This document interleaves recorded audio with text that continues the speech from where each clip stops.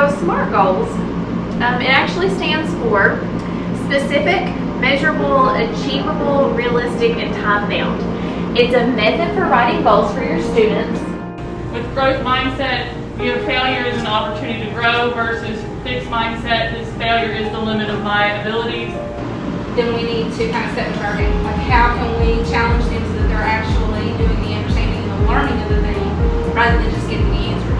We don't want to get rid of that drive. I think we just want to shift the conversation and put more value on, I was at this point and now I'm here. So we want to see the growth. Okay, you want to pick and choose and edit it to be what you need and what your team needs. Okay? If we adjust, if we do anything, we have a committee made up of, it's called a 50-50 committee. It's made up of 50% administrators, 50% teachers, and anytime we have to go and make a change within the CEP, it has to go in front of this committee. So, but this way, it gives them a little more investment in what they're doing. It gives them a meaningful question to explore, a real-world problem to solve, or a challenge to design or create something.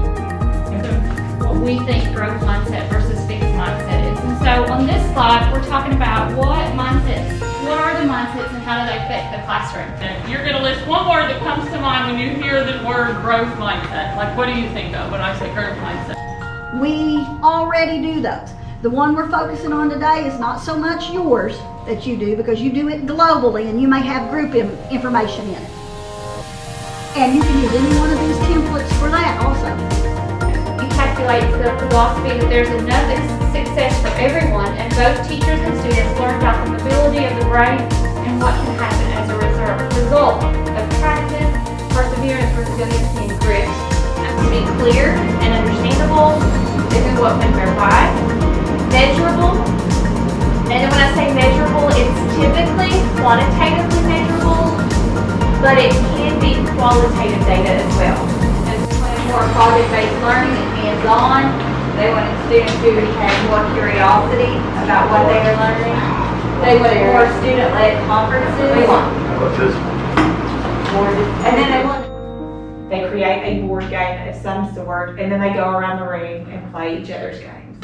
And the last time we did this, I think we dedicated 2 days to it, because everybody was so good, and they really all wanted to see each other's games. And so that really, it helps them to study for their test. Is habitually late. He's tardy every day. You might say, you know, something to help this child is to put an attendance tracker in his data binder, and every morning he carries that around in his folder, and if he's on time, he gets to color in a box. Or if he's tardy, he has to write what time he came in.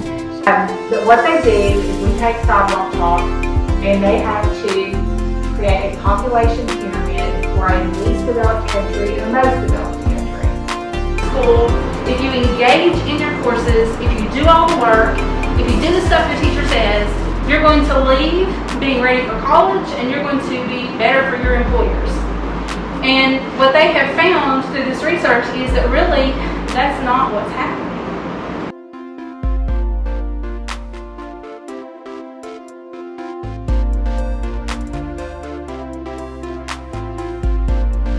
Those are your domains, all right? This is what you're going to be measured on as a professional, as an employee, as a certified employee here within the district.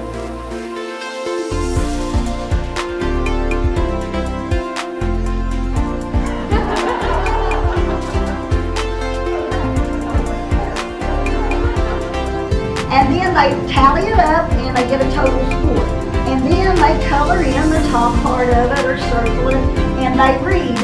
And they can disagree or agree if that's what characteristics. We talk a lot about shapes of states and political patterns of process.